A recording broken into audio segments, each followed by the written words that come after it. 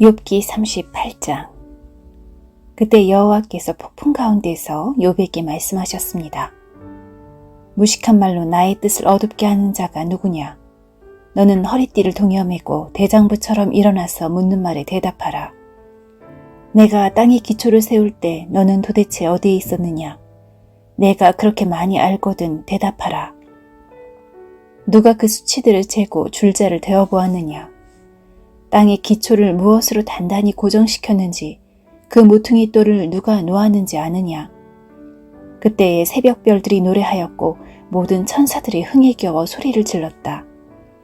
바닷물이 태를 열고 나오는 아기처럼 넘쳐흐를 때 바다가 넘치지 못하도록 한계를 정해놓은 자가 누구냐?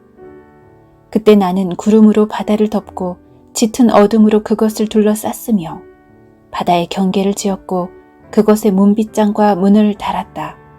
그때 나는 바다를 향하여 너는 여기까지만 오고 더 이상 넘치지 마라. 너 교만한 파도야. 멈추어라 하고 명령했다. 내가 태어난 이후부터 한 번이라도 아침에게 명령하여 동을 트게 한 적이 있었느냐? 그래서 새벽이 땅의 끝까지 빛을 비추어 악을 행하는 자를 멈추게 한 적이 있느냐? 해가 비춰진 땅이 도장 찍힌 진흙처럼 생겨나고 그 모양이 주름진 옷과 같이 되었다. 악인들에게 빛을 주지 않고 그 치켜든 팔을 꺾을 수 있느냐? 너는 바다의 샘에 가본 적이 있느냐? 깊은 바다 계곡을 걸어다녀 본 적이 있느냐? 죽음의 문이 내게 나타난 적이 있느냐? 죽음의 그림자가 있는 문들을 본 적이 있느냐? 너는 지구의 구석구석을 다 알고 있느냐? 알거든 대답하여라. 빛이 어디에서 오고 어둠이 어디로 가는지 아느냐? 그것들을 그들의 집으로 데리고 갈 수 있느냐? 그것들이 사는 곳을 아느냐? 너는 그때 태어나서 그것을 아는 사람인가? 나이가 많아서 그런 것들을 아느냐? 너는 눈 창고에 들어가 본 적이 있느냐? 우박 창고에도 가보았느냐?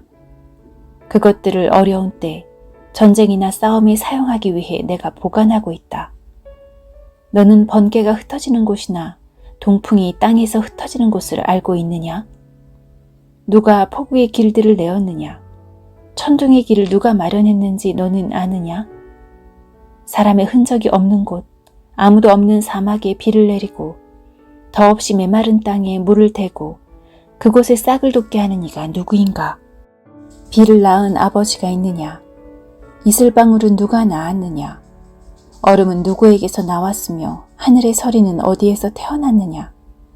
물을 돌처럼 단단하게 얼리고 물의 표면을 꽁꽁 얼게 하는 이가 누구인지 아느냐? 너는 묘성을 한데 묶고 오리온 별자리의 고리를 풀 수 있느냐? 내가 별무리를 계절에 따라 이끌어내고 큰 곰자리, 작은 곰자리 별무리를 인도할 수 있느냐? 내가 천체의 운행 법칙을 아느냐? 내가 땅의 자연 법칙을 세웠느냐? 구름에게 소리를 질러 물이 내게 홍수처럼 덮이게 할 수 있느냐? 내가 번개에게 번쩍거리며 나가라고 명하면 그것이 예 그대로 하겠습니다 라고 답하느냐? 누가 가슴에 지혜를 주고 마음에 총명을 주었더냐? 누가 지혜가 뛰어나 구름의 수를 헤아리겠느냐? 누가 하늘의 물병들을 기울여 먼지를 덩어리가 되게 하고 흙을 흙덩이가 되게 할 수 있느냐? 내가 사자의 먹이를 잡을 수 있느냐? 사자들의 굶주림을 채울 수 있느냐? 사자들이 굴 속에 웅크려 있고 은신처에 숨어서 기다릴 때 까마귀 새끼가 먹이가 없어 이리저리 날며 나를 향해 까악 울부짖을 때 누가 까마귀들에게 먹이를 주는가? 욥기 39장. 너는 산에 사는 염소가 언제 태어나는지 아느냐? 사슴이 새끼 낳는 것을 본 적이 있느냐? 그것들이 몇 달이나 뱃속에 새끼들을 데리고 다니는지 언제 새끼를 낳는지 아느냐? 그것들이 웅크리고 새끼를 낳게 되면 해산하는 고통에서 벗어나는 것을 아느냐? 그 새끼들이 들판에서 자라서 강하게 되면 어미를 떠나 다시는 돌아오지 않는다. 누가 들나귀를 풀어주었던가? 누가 재빠른 들나귀의 끈을 놓아주었던가? 내가 그들에게 광야를 집으로 주고 소금기 있는 땅을 그들의 살 곳으로 정해주었다. 들나귀는 도시의 소음을 싫어하고 소리치며 모는 사람을 알지 못하며 푸른 초장을 찾아 온 산을 헤매며 푸른 풀을 찾아다닌다. 들소가 내게 온유하게 굴며 내 우리에서 하룻밤을 잘 것 같으냐? 너는 들소에게 굴레를 씌워 쟁기질을 시킬 수 있느냐? 들소가 내 뒤를 따라 밭을 갈겠느냐? 그것이 힘이 세다고 믿고 일을 시킬 수 있느냐? 내 곡식을 날라오고 모아서 타작마당에 옮기리라고 믿느냐? 타조가 화려하게 날갯짓을 한다 해도 황새의 날개만 하겠느냐? 타조는 땅에 알을 낳고 모래로 그것을 따뜻하게 덮지만 곧 잊어버리고 발로 밟아 깨뜨리거나 야수들이 발도로 그냥 내버려 둔다. 타조는 새끼를 마치 자기 새끼가 아닌 것처럼 거칠게 다루고 그 새끼들이 죽는다 하더라도 신경 쓰지 않는다. 그것은 내가 타조에게 지혜를 주지 않고 총명도 베풀지 않았기 때문이다. 그렇지만 타조가 날개를 펼치고 달릴 때는 말과 기수보다 빠르다. 내가 말에게 힘을 주고 말의 목을 갈기로 옷 입혔느냐? 내가 말에게 메뚜기같이 뛰도록 하였느냐? 그 당당한 콧소리는 두려움을 느끼게 한다. 말은 앞발로 힘차게 땅을 박차고 용사들을 향해 전진하면서 두려움을 모르고 칼을 피할 생각도 하지 않는다. 화살통은 그 등에서 철거덕거리고 창과 단창은 번쩍인다. 땅을 종횡무진으로 날뛰고 나팔이 울려 퍼져도 멈출 줄 모른다. 나팔 소리 가운데서도 힝힝 콧소리를 치며 멀리서도 전쟁 냄새를 맡고 장군들의 고함 소리와 아우성치는 소리를 듣는다.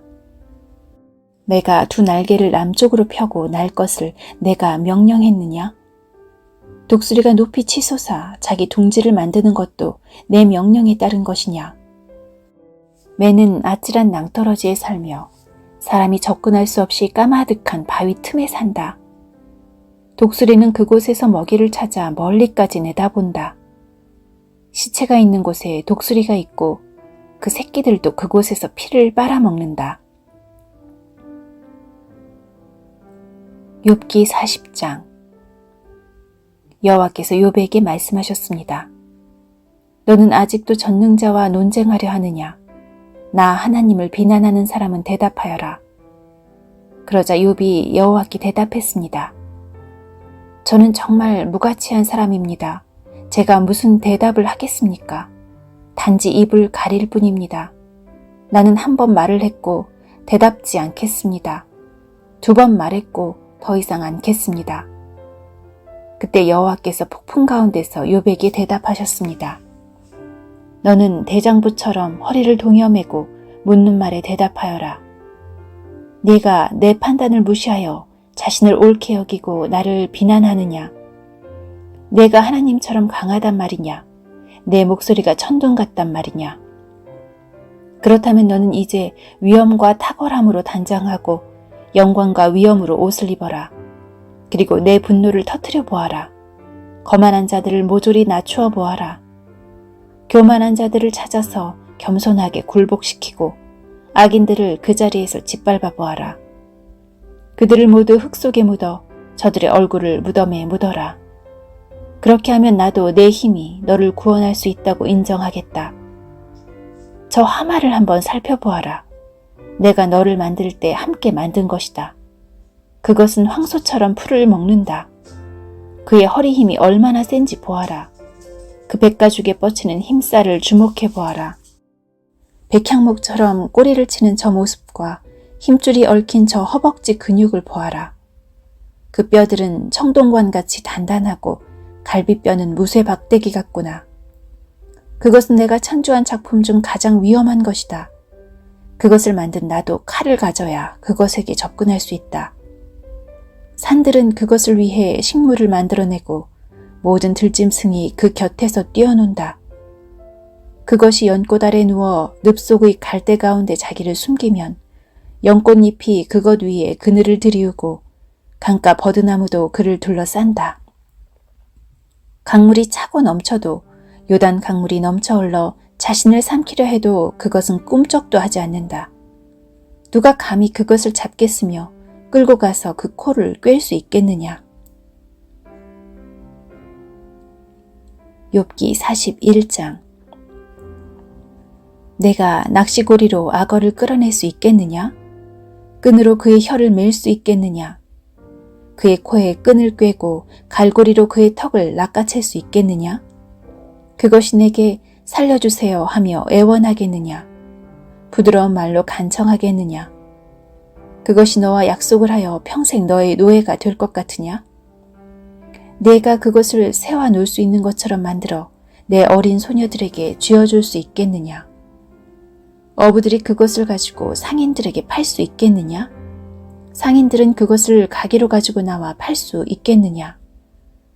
내가 그것의 가죽에 창을, 그 머리에 작사를 꽂을 수 있겠느냐?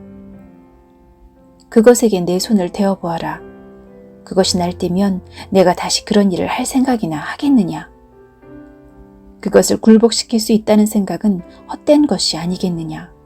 보기만 해도 기가 꺾이지 않느냐? 아무리 용감한 자라 해도 그것조차 깨우지 못하는데 누가 감히 내게 맞설 수 있겠느냐? 누가 내게 죽고 나서 갚기를 바랄 수 있느냐? 세상의 모든 것이 내게 속하지 않았느냐? 그 악어의 다리와 그 힘과 위험찬 모습을 어찌 말하지 않을 수 있겠느냐? 누가 그의 갑옷을 벗기고 감히 재갈을 가지고 그에게 다가설 수 있겠느냐? 누가 감히 그 끔찍한 이빨들이 늘어선 턱을 벌릴 수 있겠느냐? 그 등은 방패들이 서로 단단히 연결되어 늘어선 모습과 같고 비늘과 비늘은 서로 이어져 있어서 바람조차 통할 수 없다. 이처럼 비늘들은 서로 이어져서 함께 붙어 나눌 수 없다. 재채기와 함께 번개불이 번쩍이고 그 두 눈은 동틀 때에 쏟아지는 햇살 같구나. 입에서는 타는 횃불이 나오고 불똥이 튀어나온다.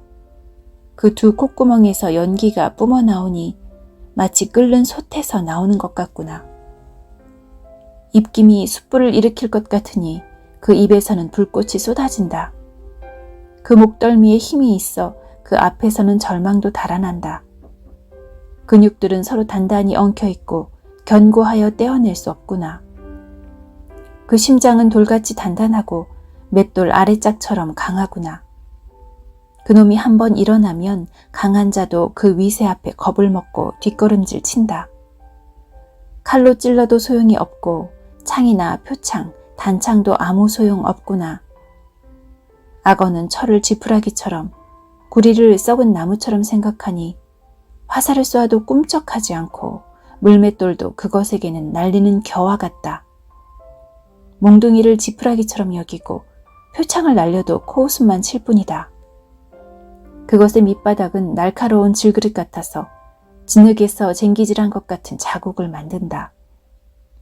깊은 물을 마치 끓는 가마솥같이 만들고 바다를 기름 가마처럼 만든다. 지나가며 번쩍이는 물보라를 날리니 흰 머리를 날리는 것처럼 보인다. 지구상에 그것과 같이 두려움을 모르는 것이 없다. 그것이 교만한 자들을 모두 낮추어 보니 모든 자랑하는 자들의 왕이로다. 욥기 42장. 그러자 욥이 여호와께 대답했습니다. 주께서는 무슨 일이든지 하실 수 있기 때문에 아무도 주님의 뜻을 방해할 수 없는 줄 압니다. 무식한 말로 내 뜻을 가리는 자가 누구냐라고 물으셨지요. 정말 저는 알지도 못하면서 말하였고 깨닫지 못하는 일들을 아는 채 하였습니다. 주님께서 들어라 내가 말하겠다. 내가 묻겠으니 너는 대답하여라고 하셨지요. 주님에 대하여 귀로 듣기만 했는데 이제 저는 주를 눈으로 직접 보았습니다. 이제 제 자신을 경멸합니다.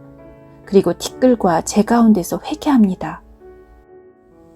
여호와께서 욥에게 말씀을 하신 후에 대만 사람 엘리바스에게 말씀하셨습니다. 너와 내 두 친구는 정말 나를 화나게 하였다. 너희들은 내게 욥처럼 옳게 말하지 않았다. 그러므로 이제 너희는 숫송아지 7마리와 순양 7마리를 잡아 내 종 욥에게 가서 너희들의 죄를 위해 번제로 바쳐라. 그러면 내 종 욥이 너희를 위해 기도해 줄 것이다. 나는 그의 기도를 듣고 너희들을 너희 어리석음대로 다루지 않겠다. 너희는 욥과 달리 나에 대해 옳게 말하지 않았다. 그러자 대만 사람 엘리바스와 수아 사람 빌닷, 나아마 사람 소발은 여호와께서 자기들에게 명령하신 대로 하였고 여호와께서는 욥의 기도를 들으셨습니다. 욥이 자기 친구들을 위해 기도한 이후에 여호와께서는 그를 다시 번성케 하셔서 그에게 전보다 2배나 많은 복을 주셨습니다. 그러자 그의 모든 형제자매와 전에 그를 알았던 모든 자가 와서 그와 함께 식사를 하였습니다. 그들은 여호와께서 욥에게 내리셨던 모든 재앙을 생각하며 그를 위로하고 슬퍼해 주었고 각각 돈과 금고리를 욥에게 선물로 주었습니다. 여호와께서 욥의 말년에 처음보다 더 큰 복을 주셔서 그는 14,000마리의 양과 6,000마리의 낙타와 황소 1,000겨리와 당나귀 1,000마리를 소유하게 되었습니다. 그리고 욥은 7명의 아들과 3명의 딸을 낳았습니다. 그의 첫째 딸을 여미마라 하고 둘째 딸을 그시야, 셋째 딸을 게렌 합북이라 불렀는데 온 땅에 욥의 딸같이 아름다운 사람이 없었고 욥은 그들에게도 아들과 같이 재산을 나누어 주었습니다. 그 후 욥은 140년을 더 살면서 자손을 4대까지 보았고 오래 살다가 세상을 떠났습니다.